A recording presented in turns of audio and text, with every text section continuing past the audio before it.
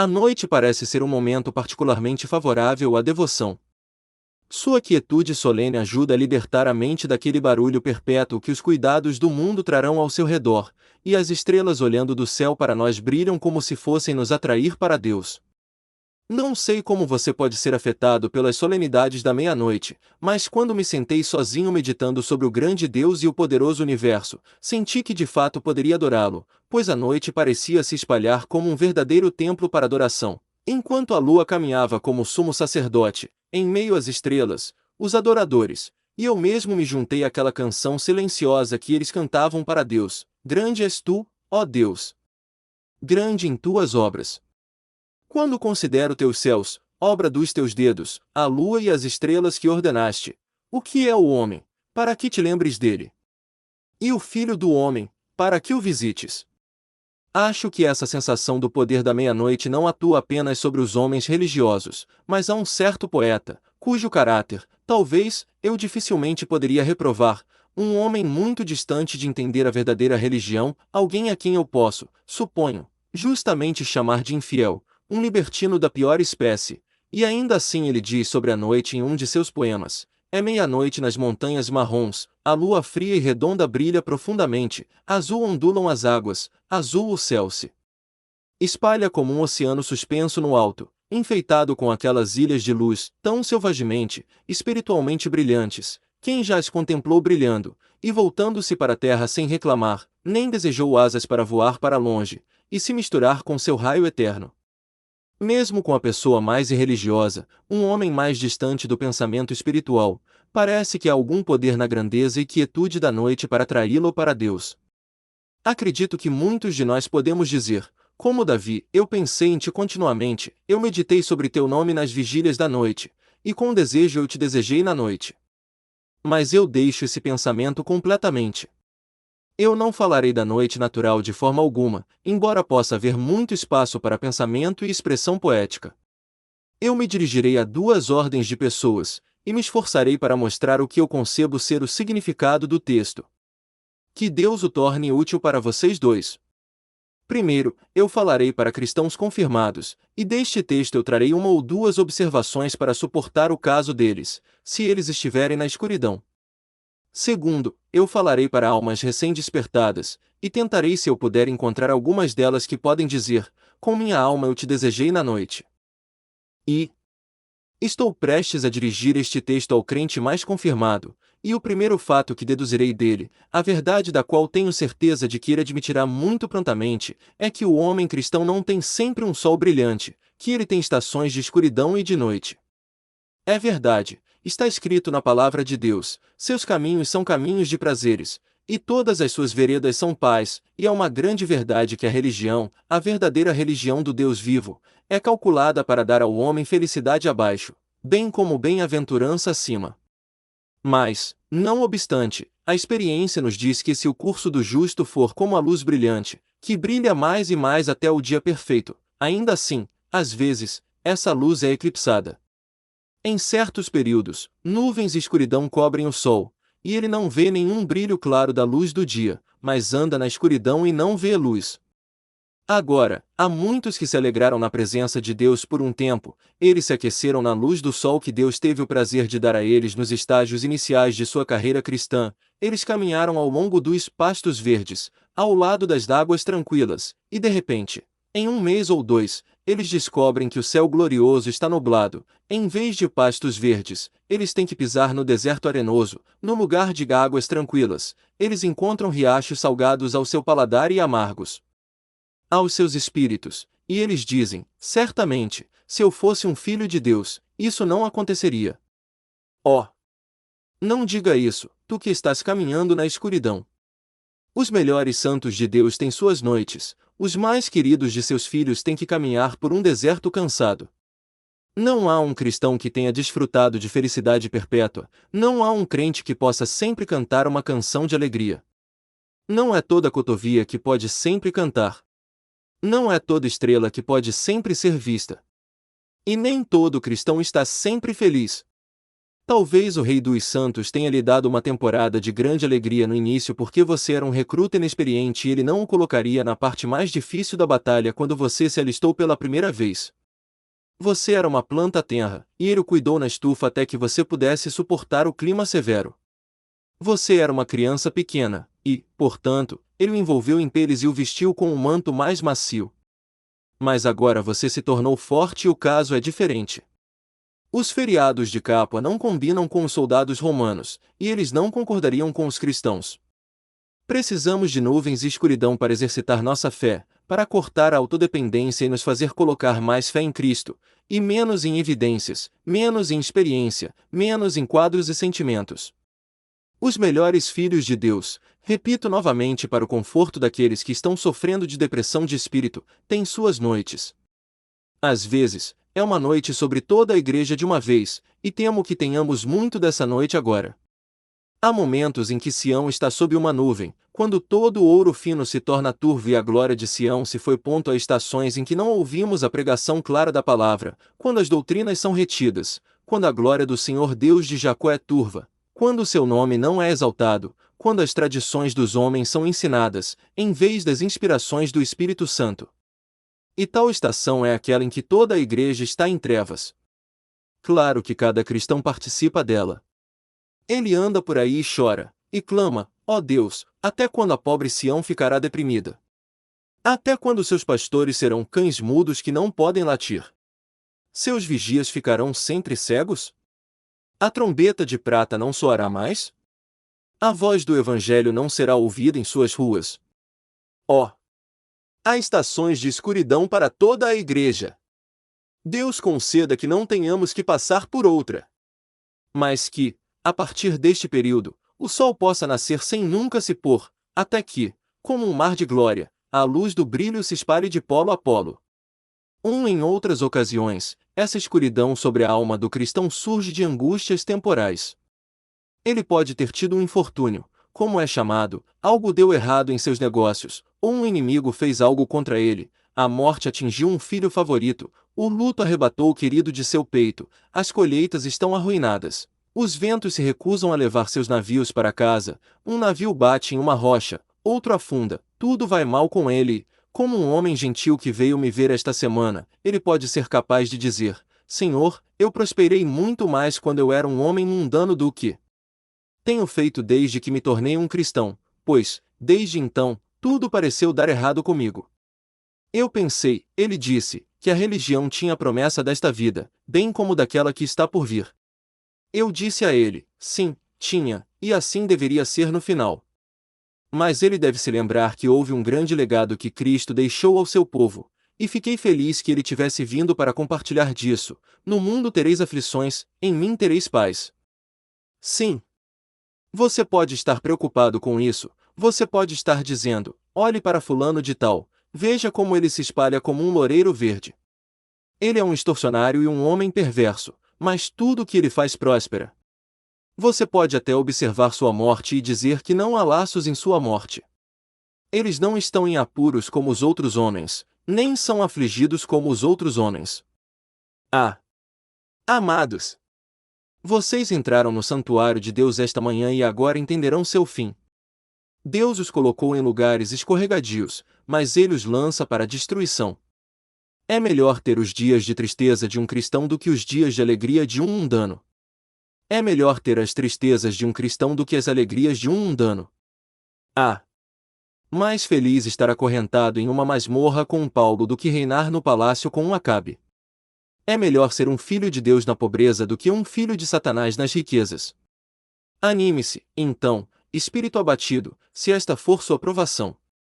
Lembre-se de que muitos santos passaram através do mesmo, e os melhores e mais eminentes crentes tiveram suas noites. Mas, diz outro, você não descreveu minha noite, Senhor. Não tenho muita coisa errada nos negócios, e não me importaria se tivesse, mas tenho uma noite em meu espírito. Ó Senhor, diz alguém, não tenho uma única evidência do meu cristianismo agora. Eu era um filho de Deus, eu sei, mas algo me diz que não sou nada dele agora. Houve uma época em que me lisonjeava de que sabia algo sobre a piedade de Deus, mas agora duvido se tenho alguma parte ou sorte no assunto. Satanás sugere que devo habitar em chamas sem fim. Não vejo esperança para mim. Receio ser um hipócrita. Acho que me enganei na igreja e em mim também. Receio não ser nada dele. Quando viro as Escrituras de Deus, não há promessa. Quando olho para dentro, a corrupção está negra diante de mim. Então, enquanto outros me elogiam, estou me acusando de todo tipo de pecado e corrupção. Eu não poderia ter pensado que era tão ruim. Receio que não possa ter havido uma obra de graça em meu coração, ou então eu não teria tantas imaginações corruptas, desejos imundos, pensamentos duros sobre Deus, tanto orgulho, tanto egoísmo e obstinação. Receio que não sou dele. Agora, essa é a razão pela qual você é um dos dele, que você é capaz de dizer isso, pois o povo de Deus passa pela noite. Eles têm suas noites de tristeza. Eu amo ouvir um homem falar assim. Eu não gostaria que ele fizesse isso sempre. Ele deveria às vezes entrar na liberdade onde com Cristo o libertou. Mas eu sei que frequentemente a escravidão se apoderará do espírito, mas você diz, certamente ninguém jamais sofre assim. Eu confesso que eu mesmo sofro constantemente, e muitas vezes há momentos em que não pude provar minha eleição em Jesus Cristo, nem minha adoção, embora eu me alegre que na maior parte do tempo eu possa chorar, devedor somente da misericórdia. Da misericórdia da aliança eu canto. No entanto, em outras estações, tenho certeza de que o cordeiro mais humilde no rebanho de Jesus eu calculo 10.000 vezes mais adiantado do que eu, e se eu pudesse sentar no banco mais humilde do reino dos céus, e soubesse que estava dentro, eu trocaria tudo o que tinha. E não acredito que já tenha existido um cristão ainda, que não duvidasse de vez em quando de seu interesse em Jesus. Acho que, quando um homem diz, eu nunca duvido, é hora de duvidarmos dele, é hora de começarmos a dizer, ah, pobre alma, temo que você não esteja na estrada, pois se estivesse, veria tantas coisas em si mesmo, e tanta glória em Cristo mais do que merece, que ficaria tão envergonhado de si mesmo, a ponto de dizer, é bom demais para ser verdade. 2. A primeira parte então é totalmente estabelecida pela experiência, que os homens cristãos frequentemente têm suas noites. Mas a segunda coisa aqui é que a religião de um homem cristão manterá sua cor na noite. Com minha alma eu te desejei na noite. Que grande quantidade de religião de sapatinho de prata temos neste mundo! Os homens seguirão a Cristo quando todos gritarem Hosana! Hosana! A multidão se aglomerará em volta do homem então, e eles o tomarão à força e o farão um rei quando o sol brilhar, quando o vento suave soprar. Eles são como as plantas sobre a rocha, que brotaram e por um tempo ficaram verdes, mas quando o sol nasceu com calor fervente imediatamente murcharam. Demas e o Sr. Hold de Old, e muitos outros, são pessoas muito piedosas em tempos fáceis. Eles sempre irão com Cristo à luz do dia, e ficarão em companhia enquanto a moda der à religião o benefício duvidoso de seu patrocínio. Mas eles não irão com ele à noite. Existem alguns bens cuja cor você só pode ver à luz do dia, e há muitos professores cuja cor você só pode ver à luz do dia. Se eles estivessem na noite de problemas e perseguição, você descobriria que havia muito pouco neles. Eles são bons à luz do dia, mas são ruins à noite. Mas, amados, vocês não sabem que o melhor teste de um cristão é à noite? O rouxinol, se cantasse durante o dia quando todos os gansos estão cacarejando, não seria considerado um músico melhor do que o vrem. Um cristão, se ele permanecesse firme apenas à luz do dia, quando todos os covardes são ousados, o que ele seria? Não haveria beleza em sua coragem, nenhuma glória em sua bravura. Mas é porque ele pode cantar à noite, cantar em problemas, cantar quando é levado bem perto do desespero, é isso que prova sua sinceridade. Ele tem sua glória à noite. As estrelas não são visíveis à luz do dia, mas se tornam aparentes quando o sol se põe. Há muitos cristãos cuja piedade não queimava muito quando ele estava em prosperidade, mas será conhecido na adversidade. Eu o notei em alguns dos meus irmãos agora presentes, quando eles estavam em profunda provação não muito tempo atrás. Eu não os tinha ouvido discursar muito sobre Cristo antes, mas quando a mão de Deus os roubou de seu conforto, lembro-me de que pude discernir sua religião infinitamente melhor do que antes. Nada pode trazer nossa religião melhor do que isso. Moa um pouco o diamante e você o verá brilhar. Apenas coloque um problema no cristão, e sua resistência a isso provará que ele é da verdadeira semente de Israel. 3. Uma terceira observação disto para o cristão confirmado é que tudo o que o cristão quer na noite é seu Deus. Com desejo te desejei na noite. Durante o dia, há muitas coisas que um cristão desejará além de seu Senhor, mas à noite ele não quer nada além de seu Deus. Não consigo entender como é, a menos que seja para ser contabilizado pela corrupção de nosso espírito, que quando tudo vai bem conosco, estamos colocando nossa afeição primeiro neste objeto e, então em outro, e então em outro. E aquele desejo que é tão insaciável quanto a morte e tão profundo quanto o inferno nunca descansa satisfeito. Estamos sempre querendo algo, sempre desejando algo além.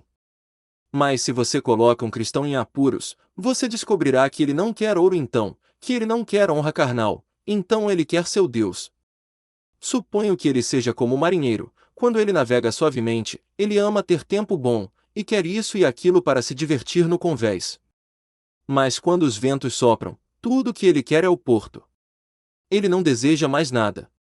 O biscoito pode estar mofado, mas ele não se importa. A água pode estar salobra, mas ele não se importa. Ele não pensa nisso na tempestade. Ele só pensa no porto então. É exatamente assim com o cristão, quando ele está indo bem, ele quer este e aquele conforto, ele está aspirando por esta posição, ou está querendo obter esta e aquela elevação.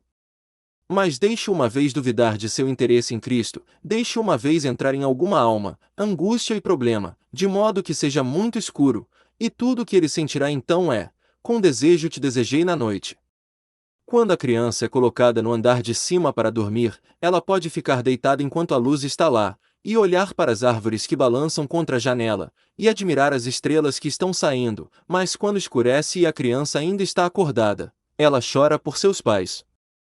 Ela não pode ser divertida por mais nada. Assim, à luz do dia, o cristão olhará para qualquer coisa. Ele lançará seus olhos ao redor neste prazer e naquele. Mas, quando a escuridão se reúne, é meu Deus! Meu Deus! Por que me abandonaste? Ó, por que estás tão longe de mim e da palavra do meu rugido? Então dê-me Cristo ou então eu morro, isso nunca pode satisfazer. 4. Mas agora mais uma observação antes de deixar meu discurso para os santos confirmados. Há momentos em que tudo o que os santos podem fazer é desejar. Temos um vasto número de evidências de piedade, algumas são práticas, algumas são experimentais, algumas são doutrinárias, e quanto mais evidências um homem tiver de sua piedade, melhor, é claro. Gostamos de várias assinaturas, para tornar uma escritura mais válida, se possível. Gostamos de investir propriedade em um grande número de curadores, para que seja mais seguro, e por isso amamos ter muitas evidências. Muitas testemunhas levarão nosso caso no tribunal melhor do que algumas, e por isso é bom ter muitas testemunhas para testemunhar nossa piedade. Mas há épocas em que um cristão não consegue nenhuma. Ele dificilmente consegue que uma testemunha venha e ateste sua piedade. Ele pede que boas obras venham e falem com ele. Mas haverá uma nuvem de escuridão sobre ele, e suas boas obras parecerão tão negras que ele não ousará pensar em suas evidências. Ele dirá: é verdade, espero que este seja o fruto certo, espero ter servido a Deus, mas não ouso alegar essas obras como evidências. Ele terá perdido a segurança e com ela seu gozo da comunhão com Deus. Eu tive essa comunhão com ele, talvez ele diga, e ele convocará essa comunhão para vir e ser uma evidência. Mas ele se esqueceu disso, e ela não vem, e Satanás sussurra que é uma fantasia, e a pobre evidência da comunhão tem sua boca amordaçada, de modo que não pode falar. Mas há uma testemunha que muito raramente é amordaçada, e uma que eu confio que o povo de Deus sempre pode aplicar, mesmo à noite, e isso é: eu te desejei à noite. Sim, Senhor, se não acreditei em ti, eu te desejei, e se não me esforcei e fui esgotado em teu serviço, ainda assim uma coisa eu sei, e o diabo não pode me tirar disso: eu te desejei, isso eu sei, e eu te desejei à noite também, quando ninguém me via, quando os problemas estavam ao meu redor. Agora, meus amados, espero que muitos de vocês aqui esta manhã sejam fortes na fé. Talvez vocês não queiram o que eu disse, mas eu os aconselharei a tomar este cordial, E se não quiserem bebê-lo agora, coloquem-no em um pequeno frasco e carreguem-no com vocês até que o façam. Vocês não sabem quanto tempo pode demorar até que vocês desmaiem. E assim como o Sr. Griatiart deu a Cristiana uma garrafa de vinho para ela levar com ela para que ela pudesse beber quando estivesse cansada, então vocês tomem isto, e não riam de um pobre crente desprezado porque ele não é tão forte quanto vocês. Vocês podem querer isto algum dia. Eu lhes digo que há momentos em que um cristão estará pronto para rastejar em um buraco de rato se ele pudesse entrar no céu, quando ele ficaria feliz em jogar qualquer coisa fora para entrar na menor fenda para escapar de seus medos. Quando a menor evidência parece mais preciosa do que ouro, quando o menor raio de sol vale todas as riquezas do Peru, e quando um dois de conforto é mais doce do que um céu inteiro dele pode ter sido em outras estações. Você pode ser trazido para a mesma condição, então leve esta passagem com você e tenha-a pronta para pleitear no trono. Com desejo te desejei durante a noite. A segunda parte do meu sermão deve ser ocupada falando com almas recém-despertas, e como fiz 4 observações para cristãos confirmados, agora me esforçarei para responder a 3 perguntas para aqueles que são recém-despertos.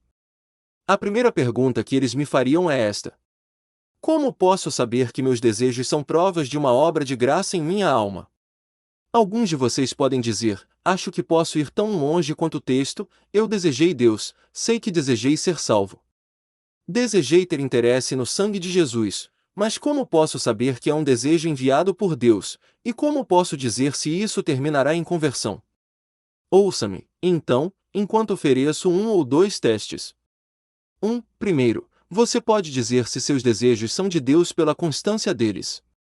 Muitos homens, quando ouvem um sermão comovente, têm um desejo muito forte de ser salvos, mas vão para casa e esquecem disso. Ele é como um homem que vê seu rosto em um espelho, vai embora e imediatamente esquece que tipo de homem ele é. Ele retorna novamente, mais uma vez a flecha crava-se com força no coração do inimigo do rei, ele vai para casa, apenas para extrair a flecha, e sua bondade é como a nuvem da manhã, e como o orvalho da manhã ela passa. Tem sido assim com você? Você teve tal desejo? Os negócios de amanhã o tirarão? Você está querendo Cristo hoje? E você o desprezará amanhã? Então temo que seus desejos não sejam de Deus, eles são meramente os desejos de uma consciência naturalmente desperta, apenas as agitações da mera natureza, e eles irão tão longe quanto a natureza pode ir, e não mais longe. Mas se seus desejos são constantes, console-se. Quanto tempo duraram? Você tem desejado a Cristo neste último mês ou nestes últimos 3 ou 4 meses? Você tem buscado a Cristo em oração por uma longa temporada? E você acha que está ansioso por Cristo na segunda-feira, bem como no domingo? Você o deseja na loja quando os intervalos dos negócios permitem que você faça isso? Você o busca à noite, na solidão solene, quando nenhuma voz de ministro quebra em seu ouvido, quando nenhuma verdade está golpeando sua consciência? É apenas o rubor agitado da tuberculose que veio sobre sua bochecha? Que não é a marca da saúde. Ou é o calor real de um desejo verdadeiro, que marca uma alma saudável? Você está desejando a Deus constantemente? Admito que haverá variações até mesmo em nossos desejos mais sinceros, mas uma certa medida de constância é essencial para seu valor real como evidências de uma obra divina. Novamente, você pode discernir se eles estão certos ou errados por sua eficácia. Algumas pessoas desejam o céu muito sinceramente, mas não desejam deixar de beber, desejam ser salvas, mas não desejam a salvação o suficiente para fechar suas lojas na manhã de domingo, ou para refrear suas línguas e parar de falar mal de seus vizinhos. Desejam a salvação, mas não a desejam o suficiente para vir às vezes durante a semana para ouvir o Evangelho. Você pode dizer a veracidade de seus desejos por sua eficácia. Se seus desejos o levam a verdadeiras obras dignas de arrependimento, então eles vêm de Deus. Desejos, você sabe, não são nada menos que sejam realizados. Muitos, dizem a vocês, procurarão entrar, mas não serão capazes. Esforcem-se para entrar pela porta estreita. Buscar não vai resolver, deve haver esforço. Nosso profeta aqui nos informa que, embora ele desejasse a Deus à noite, esse desejo era muito eficaz. Pois, no versículo 18, ele declara: no caminho dos teus julgamentos, ó Senhor, nós te esperamos. Esse desejo me fez esperar pelos teus julgamentos.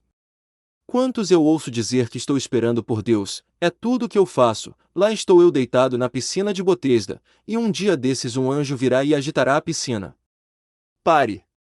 Como você sabe que não está se enganando? Há um amigo me esperando para o chá, eu entrarei na sala. Não há chaleira no fogo, não há um pouco para eu comer. Senhor, nós estávamos esperando por você. Mas não há nada pronto na casa. Eu não acredito neles, eles não poderiam estar esperando por mim, ou então eles estariam prontos. E esperar por Deus sempre implica estar pronto. Diz um homem, estou esperando por Deus. Mas ele não está pronto para Deus de forma alguma, ele ainda continua em sua embriaguez, a casa ainda está sem varrer, ele está tão mundano como sempre. Ele está esperando.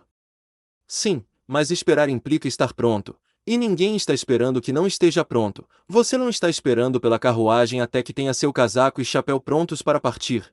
Esteja olhando para a porta para isso. E você não está esperando por Deus, até que esteja pronto para ir com Deus. Nenhum homem deve dizer, estou esperando por Deus. Não, amados, é Deus quem está esperando por nós em geral, ao invés de qualquer um de nós esperando por Ele. Nenhum pecador pode estar de antemão com Ele. Mas o profeta esperou no caminho dos julgamentos de Deus, isto é, esperou no lugar certo, esperou na casa de Deus, esperou sob o som do Evangelho. E então esse desejo o levou a buscar. Com meu espírito dentro de mim te buscarei. Isso o levou a buscar a Deus. Oh! Os pobres desejos lamentáveis de alguns de vocês são muito pouco bons. Um velho escritor diz, o inferno é pavimentado com boas intenções. Eu não sabia que havia qualquer pavimentação, porque não tem fundo, mas ao mesmo tempo acredito que as laterais do poço estão cheias de boas intenções, e os homens se sentirão picados e instigados de um lado para o outro com bons desígnios que uma vez formaram, mas nunca executaram, crianças que foram estranguladas no nascimento, desejos que nunca foram transformados em atos vivos, desejos que surgiram como cogumelo na noite, e como o fungo foram varridos, como fumaça da chaminé, que parou assim que o fogo se apagou. Oh! Irmãos, se esses são seus desejos, eles não são práticos, eles não vêm de Deus. Mas se seus desejos fizeram você desistir de sua embriaguez, o compeliram a renunciar à sua ida ao teatro, o constrangeram a buscar a Deus com todo o propósito de coração, o levaram a desistir de uma luxúria e outra, console-se, você está no caminho certo, se seus desejos são desejos práticos. 3. Novamente, você pode dizer esses desejos pela urgência deles. Ah!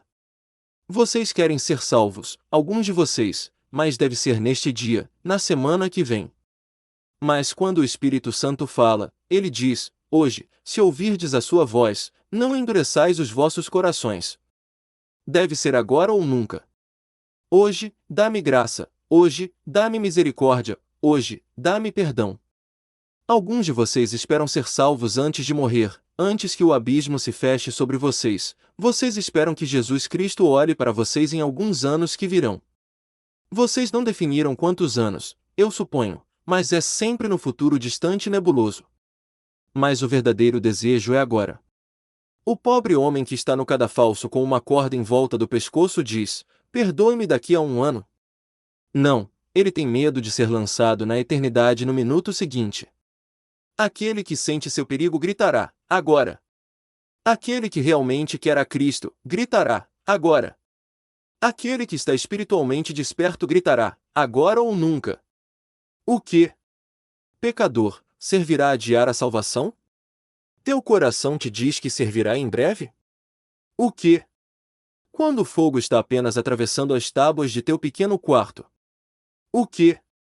Quando teu navio bate na rocha e está enchendo?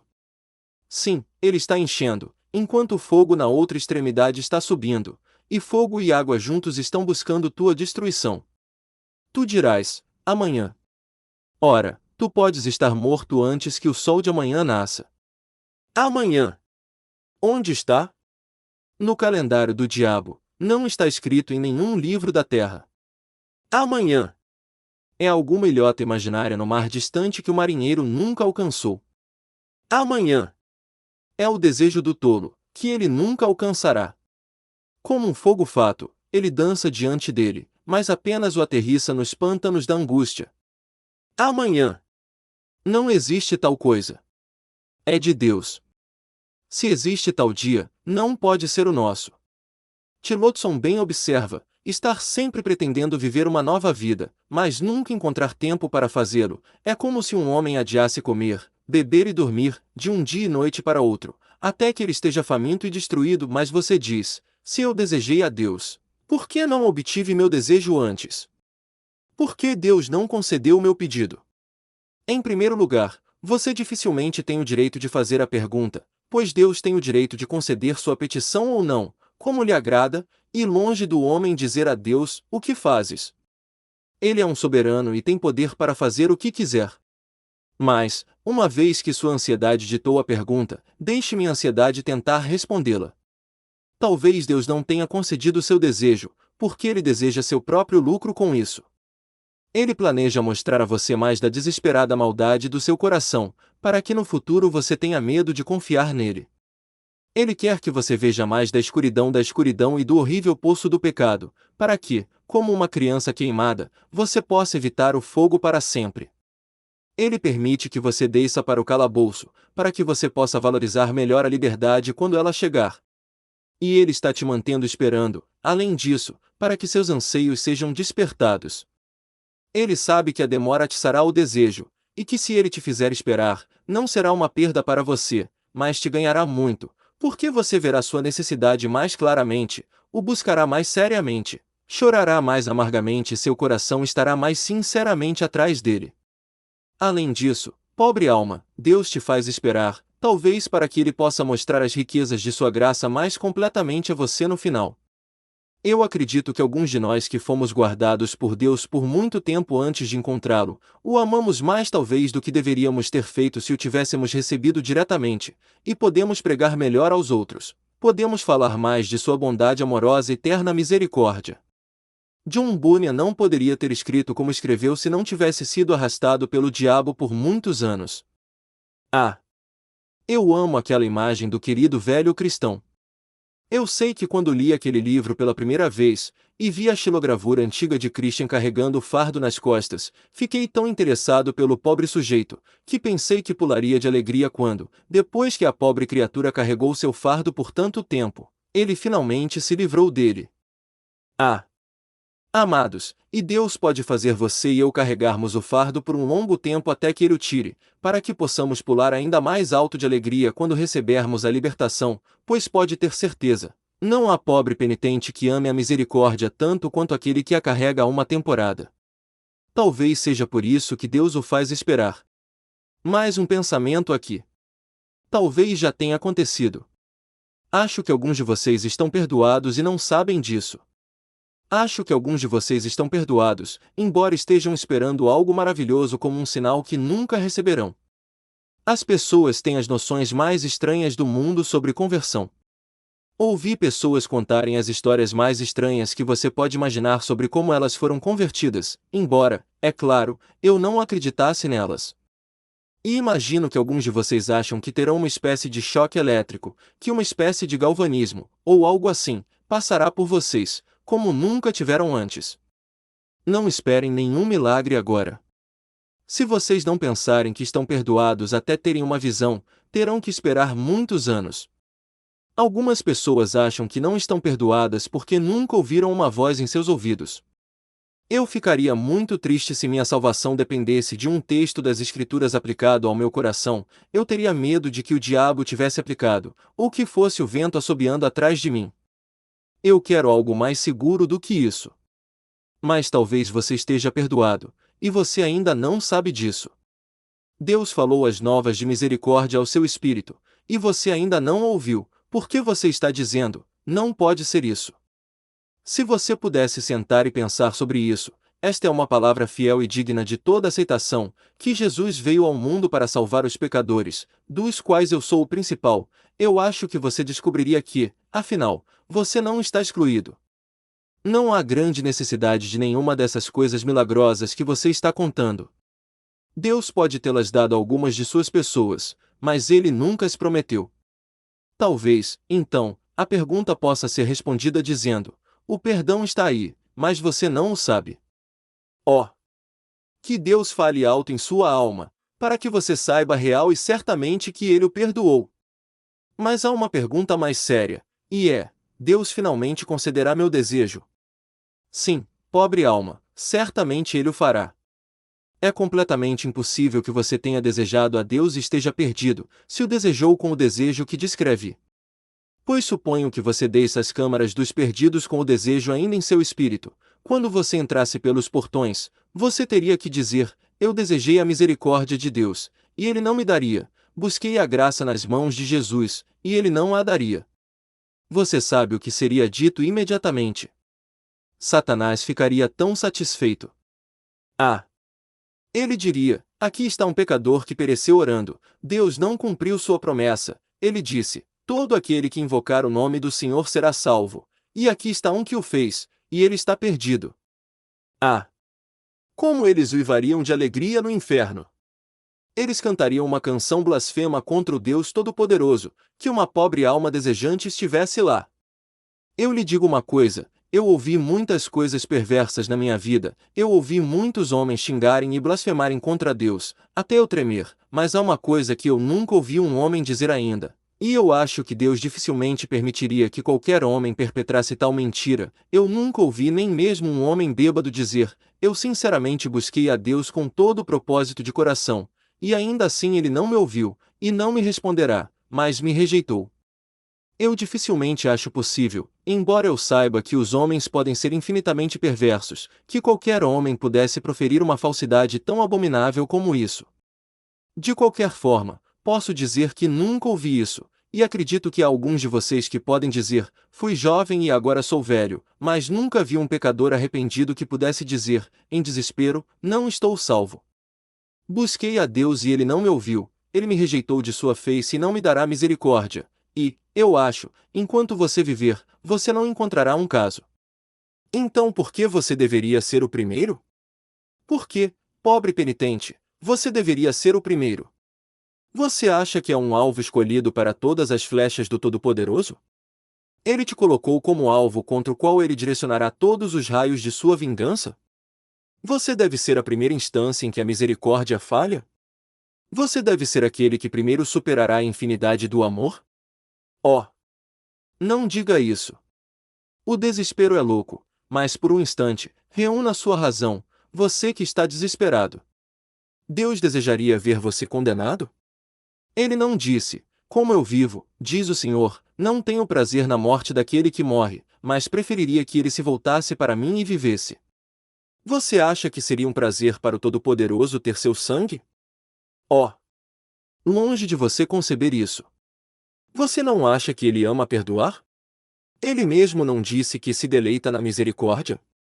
E não está escrito: assim como os céus são mais altos do que a terra, assim são meus caminhos mais altos do que os seus caminhos, e meus pensamentos mais altos do que os seus pensamentos.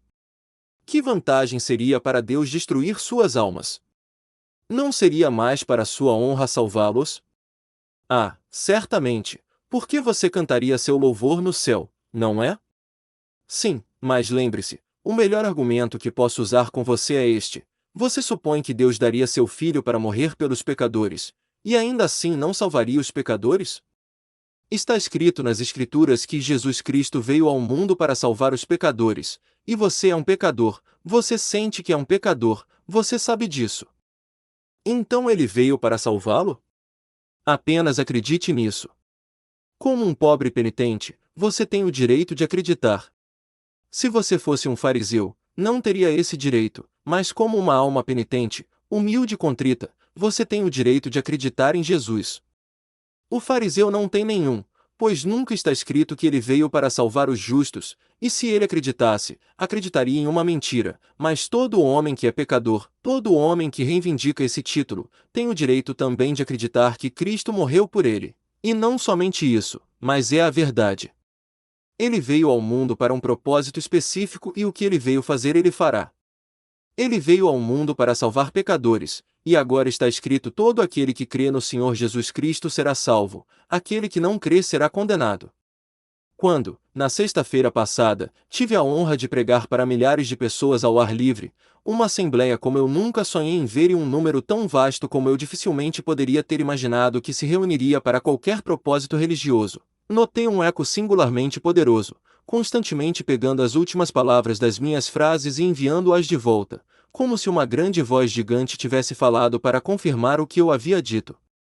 Quando eu repeti as palavras, aquele que crer e for batizado será salvo, o eco disse, salvo. E quando eu prossegui, aquele que não crer será condenado, ouvi o eco dizer gentilmente maldito.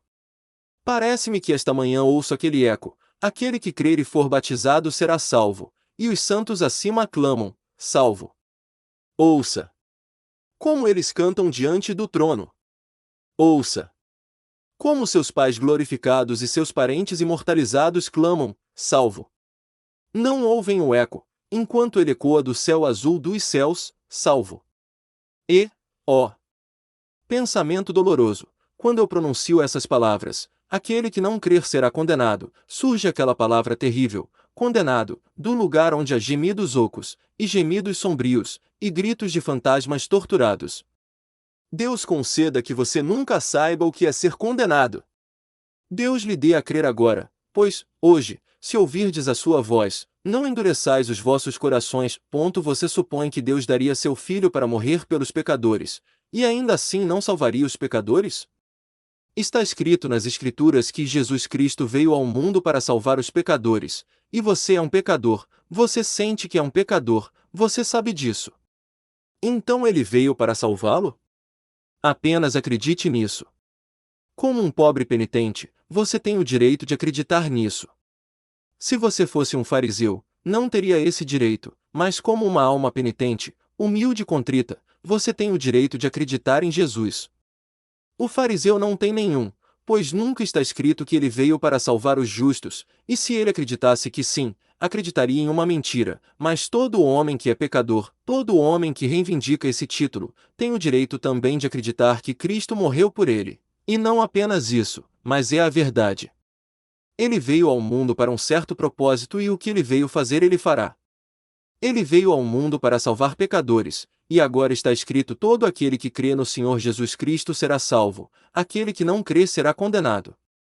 Quando, na sexta-feira passada, tive a honra de pregar para milhares de pessoas ao ar livre, uma assembleia como eu nunca sonhei em ver e um número tão vasto como eu dificilmente poderia ter imaginado que se encontraria para qualquer propósito religioso, notei um eco singularmente poderoso, constantemente pegando as últimas palavras das minhas frases e enviando-as de volta, como se uma grande voz gigante tivesse falado para confirmar o que eu havia dito.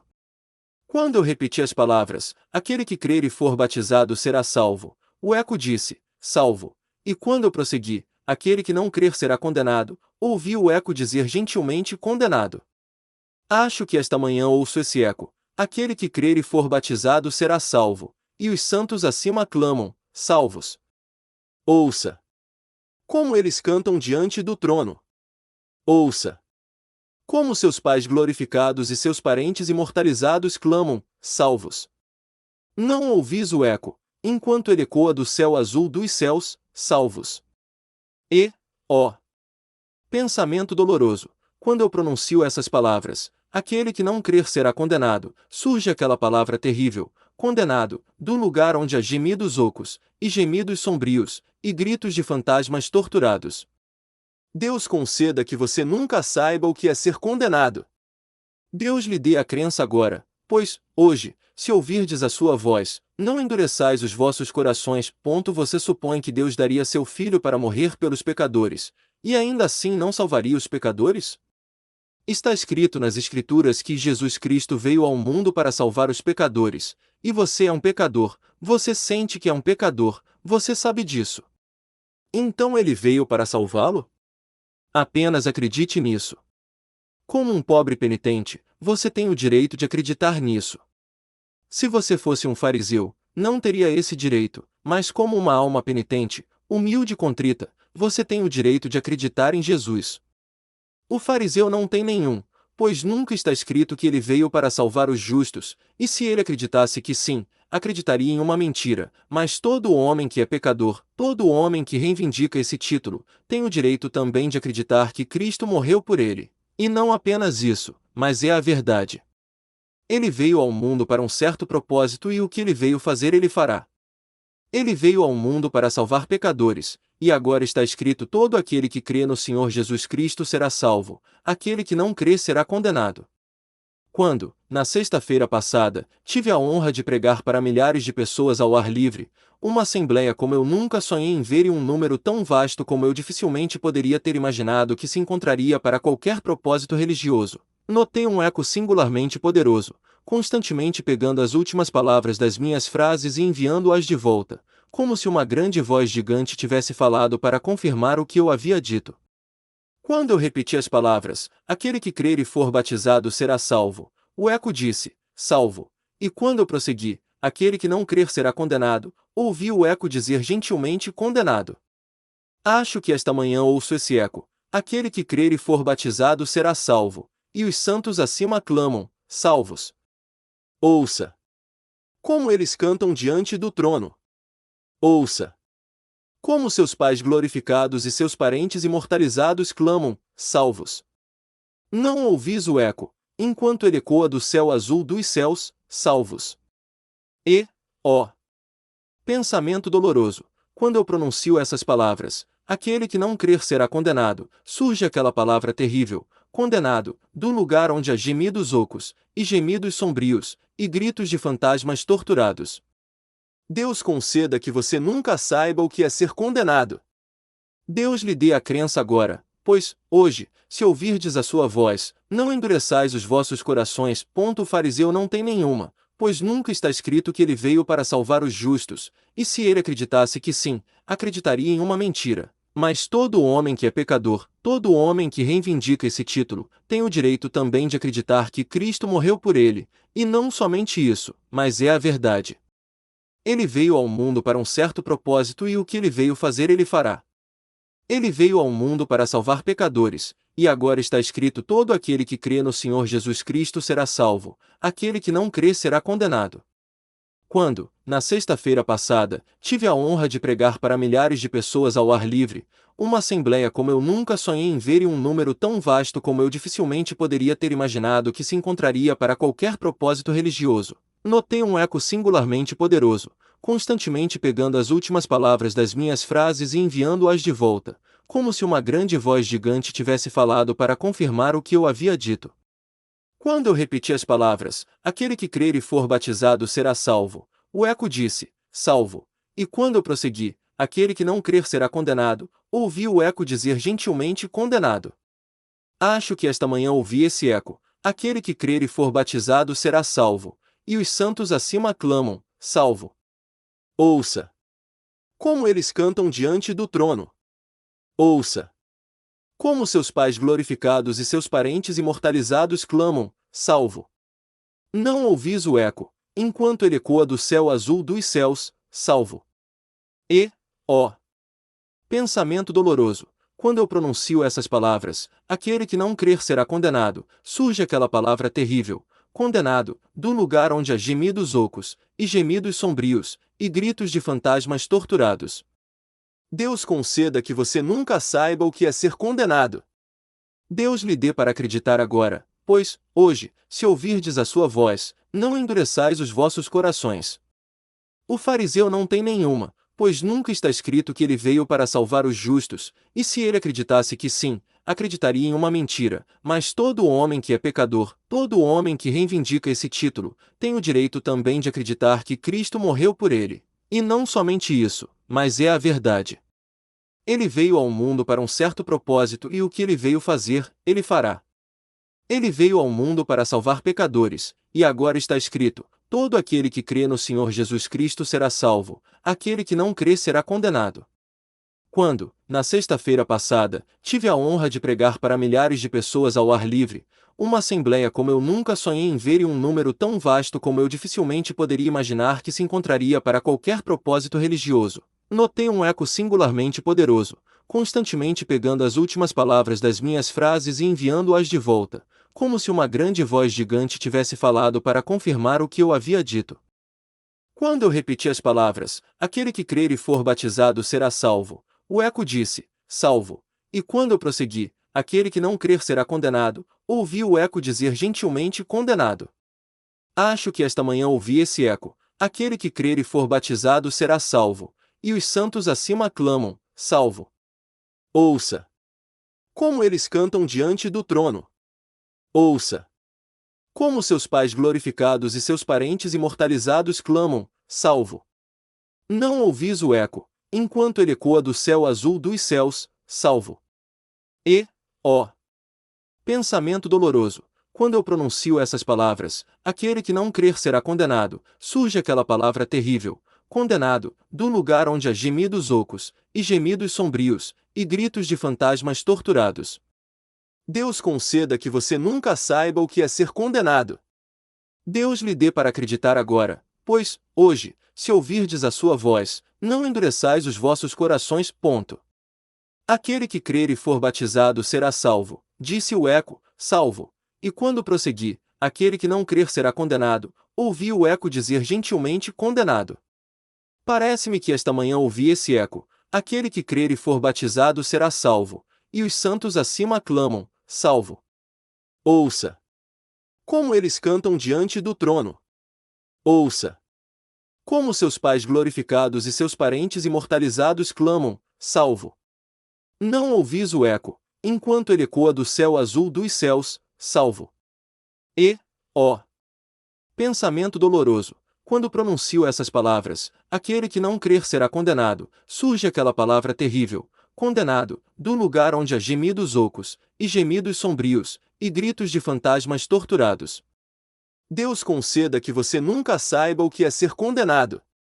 Deus lhe dê para acreditar agora, pois, hoje, se ouvirdes a sua voz, não endureçais os vossos corações. Aquele que crer e for batizado será salvo, disse o eco, salvo. E quando prossegui, aquele que não crer será condenado, ouvi o eco dizer gentilmente condenado.